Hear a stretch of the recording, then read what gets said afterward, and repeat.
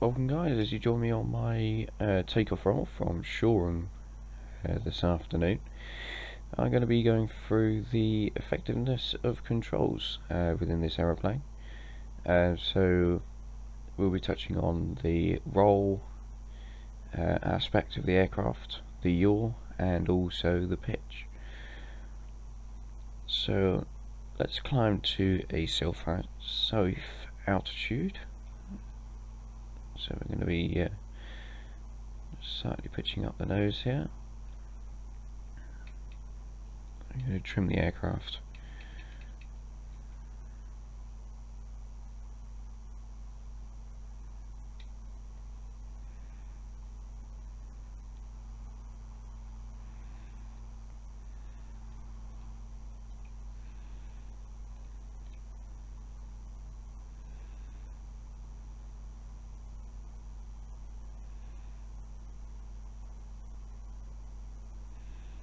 Right, so let's turn out around to the right here.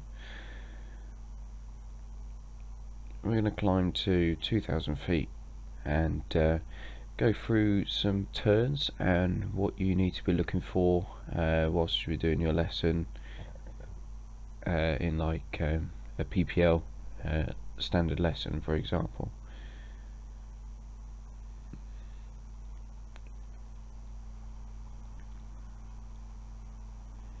So there's Shoreham down there. It's an add-on scenery from Orbex. Very well done. Right. There's 1500, just going up to 16.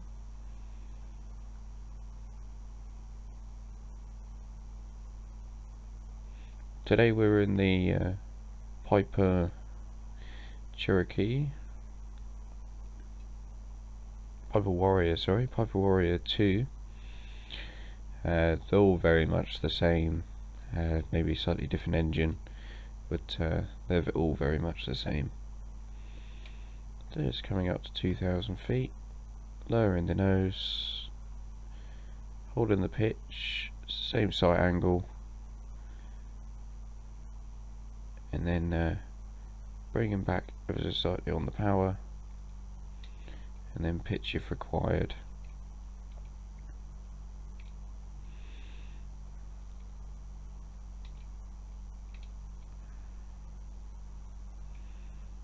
Like so. Okay, let's go over some turns then. So turning the aircraft is using the yoke that's in front, left and right, and then coordinating that with the rudder, power and pitch. If this is a standard right hand or left hand turn of 30 degrees or more, which 30 degrees is this marker here, and then going up through 45 and then 90. So a standard turn to the left or right is a 30 degree turn, which is that white marker.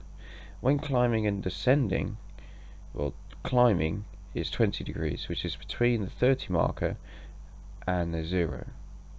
So between here. If you're descending, however, you can actually still do a standard 30 degree right or left hand turn. But in the climb you want as much lift as possible. So having a less of angle of attack and also having more wing surface available for your climb, that's why the 20 degree turn is in place. So with turns within your lesson, if you decide to go and do your PPL or further flying as well, you'll be looking at your speed, altitude, your heading and your yaw. So you would look at a heading, so at the moment, so if we just correct to make it easier here, so if we're going bearing 150 and we want to make a right hand turn to 240, then we're going to bank the aircraft to the right, pitch back ever so slightly to maintain the altitude, and bring it round to the white marker. And as we're doing so, watching the heading and watching our altitude, maintaining the altitude and looking at our heading. Speed is fine, but then at the yaw, which is the little black ball, we're gonna go past 240. But this is just a standard right hand turn, 30 degrees, holding our altitude, and also the yaw slip as well. So to roll out, roll the wings level, maintaining the altitude, and bring the aircraft so it is level, watching your artificial horizon, and then also your yaw and slip. And trim the aircraft if needs be, which is the trim wheel, which is there. Okay, so if you want to pause the video there and try a right hand turn, then you're more than welcome to, and then join me back for a left hand. Okay, so welcome back. Doing the left hand turn then. So it's exactly the same as the right hand turn, where we roll the wings left to 30 degrees, and you'll notice that the nose will go up and then come back down. So if we slightly pitch the nose, looking outside, pitching the aircraft, holding the controls, so we're not moving the controls all the time, it is simply setting an angle, setting a pitch, and holding it. If your speed decreases, then add a little bit of power, but it shouldn't in this rate of turn. And looking at the slip ball, which is down here, which I didn't show you last time, which is down here. What you're trying to aim for is this black ball here to maintain within those little barriers. So if you start climbing, slightly release. If you start descending, like so, you pull back and try and reset that same picture that you had before. And if you can do this, it will be very, very easy for circuit work and also standard turns without without descending or climbing too much within controlled airspace. So if we roll out back onto 30, which is the heading, so we're passing 330, 320, 310, and about 5 degrees before, start rolling out, and you should be bang on your heading, and your altitude should be exactly the same. So it may be a bit difficult at first, but eventually you will be able to maintain headings, keeping the same altitudes during turns, right hand and left hand, that kind of thing. So let's work on a climb and descend then. So climbing, we always apply max power with max mixture.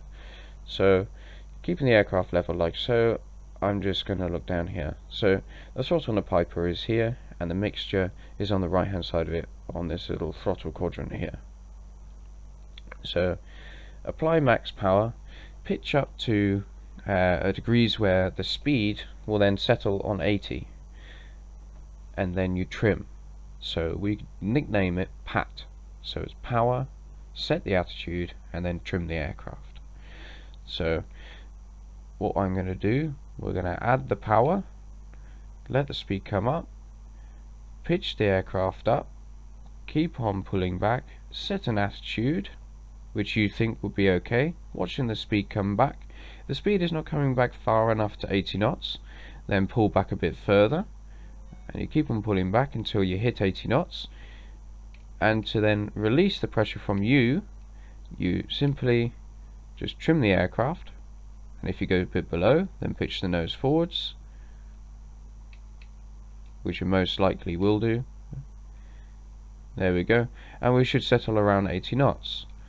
Looking at that our wings are level, the pitch is continuous, so we are holding our set attitude. We have got positive climb on the vertical speed, so our VI or VSI, and then our altitude, our altimeter, is also climbing. So there's 3000. So we're going to go to 3500. So let's keep on climbing, we're maintaining our wings level, power is set, mixture is rich, and we are having positive climb. We are maintaining one heading, so we're not going left or right of track, and we're staying at 80 knots. The main thing that you need to be doing whilst you're during your lesson is not really looking inside.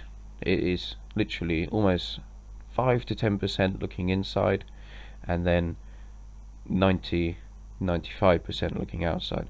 So we don't reduce the power at the top of the climb because we want to keep on continuing. So we slowly pitch the nose down, and we should hit our marker, which is 3500. We then let the aircraft speed up and then bring back the power slightly. But I'll get on to engine settings, RPM settings in a later video, because that can be a bit confusing sometimes to some people, but if you're used to it then there's no problem. So we're going to hold our altitude around here. So that was a climb, and then let's do a standard left turn again. So bringing the wings down and left, it's 30 degrees, pitching back slightly and holding your attitude. So holding the attitude, the wing should rotate on a point, and you should be holding an attitude as well. If you find that you're descending, pitch back slightly. If you find that you're increasing in altitude, then pitch the nose down. So let's head back over to Shoreham. Shoreham is just there. So let's roll the wings. So rolling to the right, keeping the nose on the same attitude, and then we'll roll out on this heading here, which is 100. So let's try and maintain 100 on this descent. So we're going to descend back to 2,000 feet. So what we're going to do, we're going to reduce the power to around 1900. So I'll have to introduce this a little bit. So our RPM gauge, which is down here, we're going to be aiming around 18, between 18 and 19 RPM, like basically setting there. And what will start to happen, that the aircraft slows down, and also our altitude is decreasing. So what we're going to do, we're going to just slightly pitch up, and pitching up will reduce our speed. And what we're going to do, we're going to try and descend at around 500 feet per minute. So reducing the power, setting the altitude, and then trimming the aircraft. So this is attitude, power, trim. So attitude, setting a descent glide path, and then reducing the power, and then trimming the aircraft for it to descend to your designated or desired altitude. So climbing, which is power, attitude, trim. This is attitude, power, trim. So that was 3,000. And if you find that you may be going too fast, then you can reduce the power, or you can add a stage of flap. But we'll get on to slow flight and stuff like that, configuring the aircraft for slow and landing and takeoff in further on. But what I'm trying to do with these videos is trying to follow a set syllabus, that if you wish to continue and go on to further flight training, then hopefully you'll see this sort of being mirrored within your flight training school. So with this then, I've sort of skipped a few parts, but if you want me to go back to the lesson 1, which is familiarization with the aeroplane, and then it goes into emergency drills, and then it goes into preparation for and action after flight. But I've sort of gone in on lesson 4, effectiveness of controls.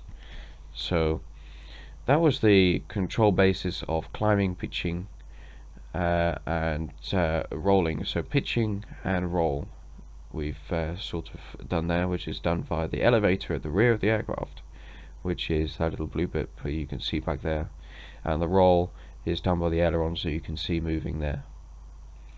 So now power then, as you can see here, if you reduce power, I don't know if you can hear it, but I hope you can, you reduce the power, the nose drops and your altitude decreases, but eventually your speed will start to increase as well, because you're directing yourself at the ground.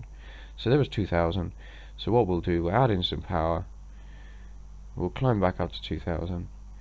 So if we increase power, the nose pitches up, and it will keep on doing so until it reaches its maximum power, and you'll see that the speed starts to decrease as well.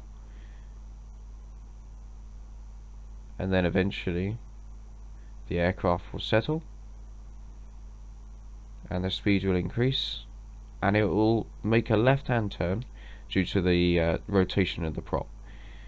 But yeah, so let's reduce the power, come back to around 80 knots, which our little needle is. There you go. Pitching of the aircraft, trim the aircraft, and then eventually you'll get down to 2000 feet.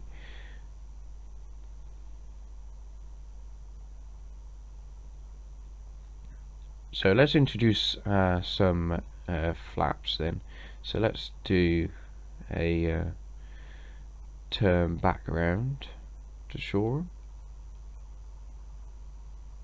When descending in turns, be very cautious that you don't do too much over controlling, because you can lose altitude and speed a lot quicker if you do large movements. So keep the movements nice and small, but enough so you can move the aircraft, not just tiny little movements like that, because as you can see, that really doesn't do anything. So there's Shoreham just down to our left of the nose there. So let's climb back up to 2000.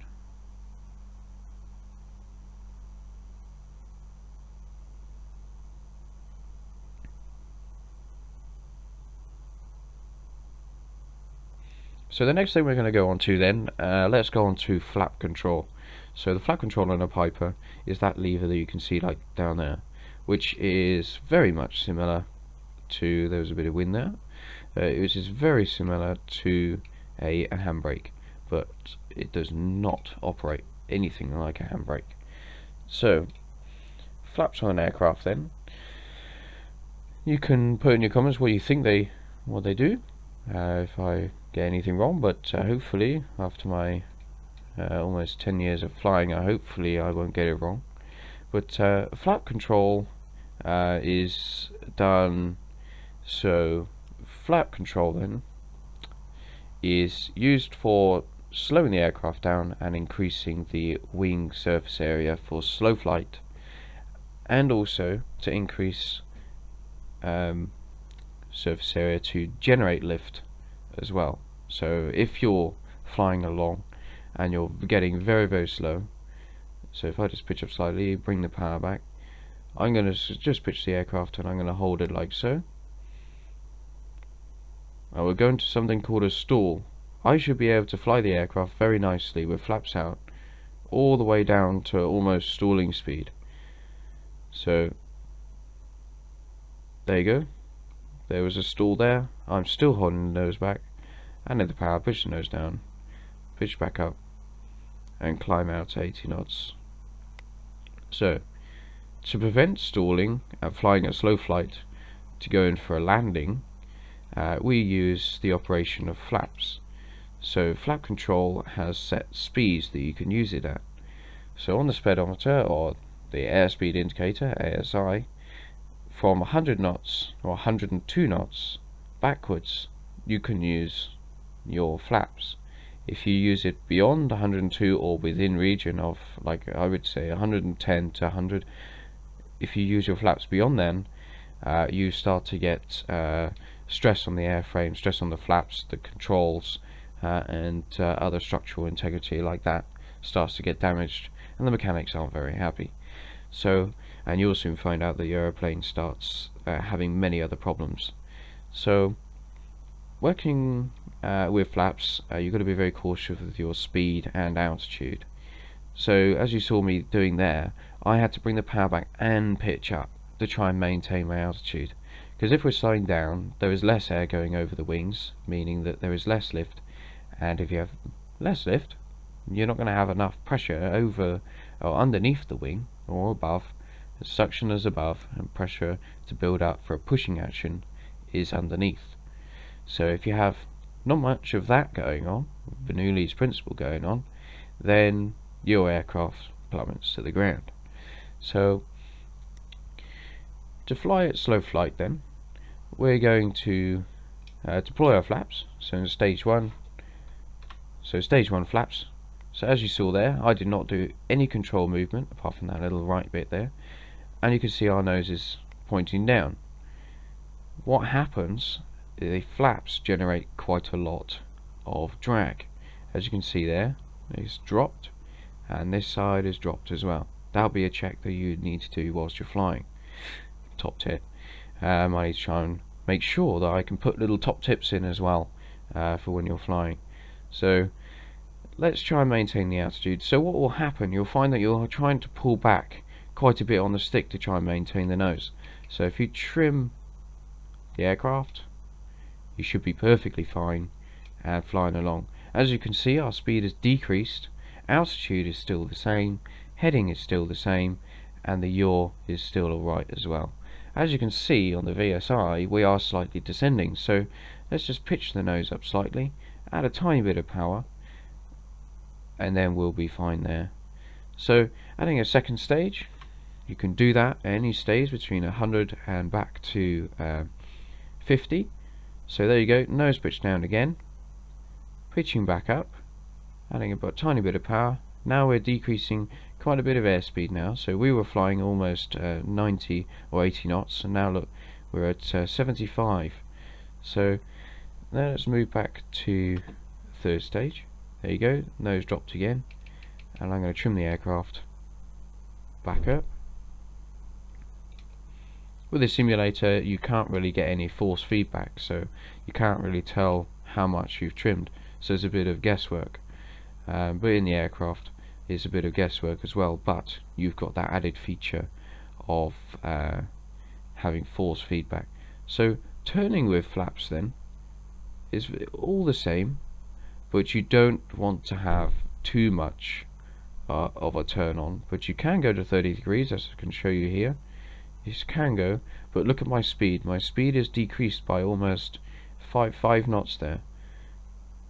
So you're holding that pitch, and what will happen, you'll have to hold your nose up slightly higher as well, because you're trying to generate that more lift to be able to hold you up. Otherwise, if you don't hold it, you're going to end up decreasing in altitude, your speed will drop off, and you'll end up stalling the aeroplane.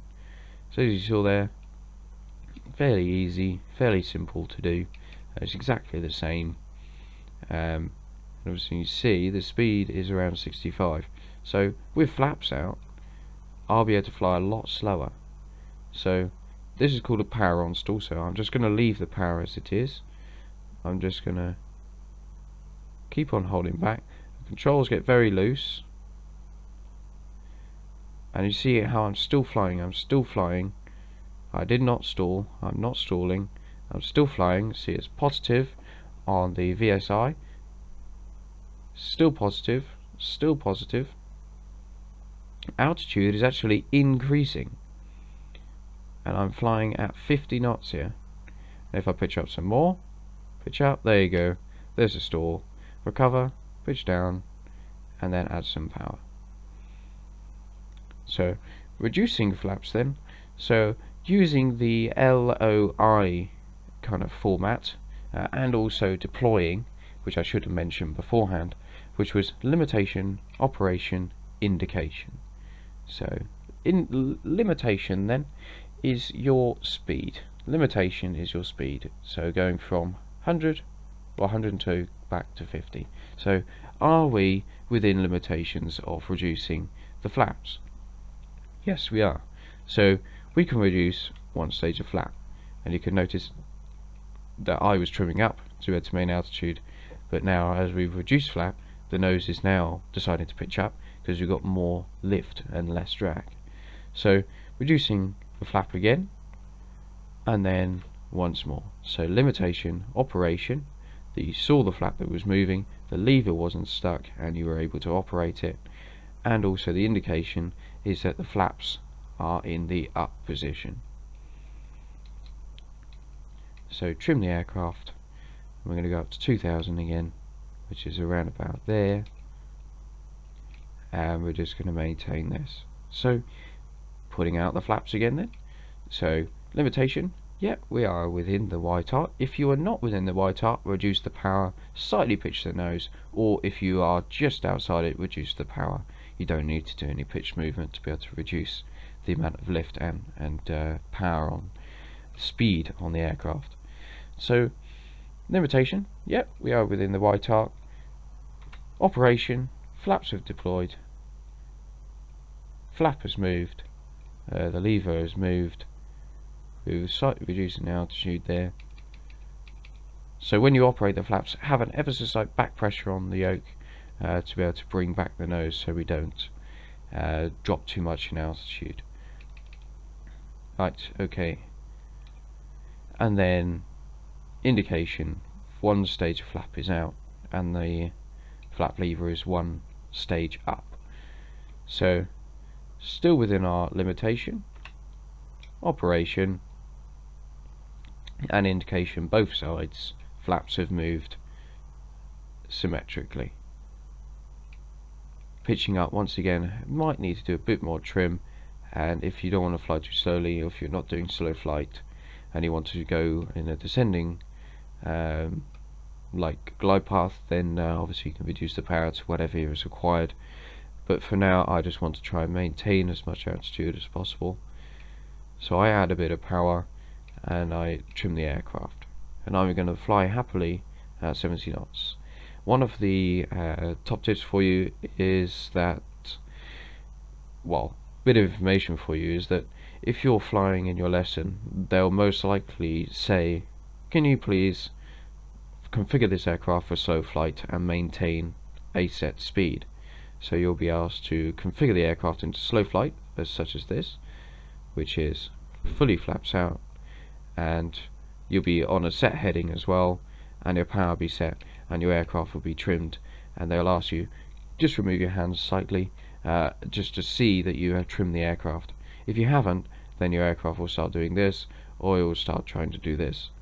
So what they're really looking for is that you have full control of the aircraft, and the aircraft isn't one step ahead of you saying that oh I forgot to do this, and then suddenly something happens.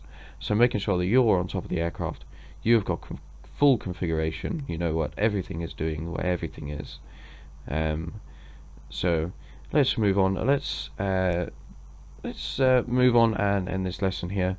That was just a bit of pitch control, throttle action, and also so we covered pitch, roll, and also speed, which is the throttle there, but you can also increase it with pitch and decrease it with pitch also.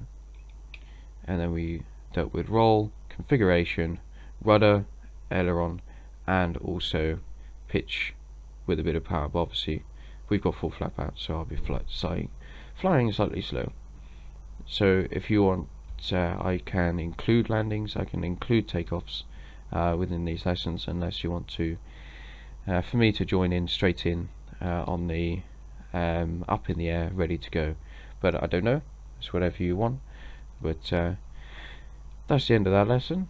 But let's go in for a landing then. So I'm going to land in on the runway that I took off from. So let's do a right standard turn, so rolling the aircraft to the right.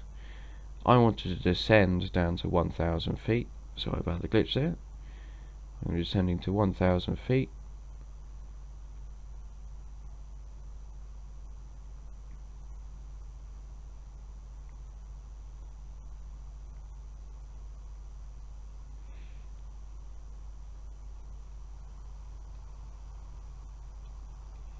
Yeah, brought us back to my right there.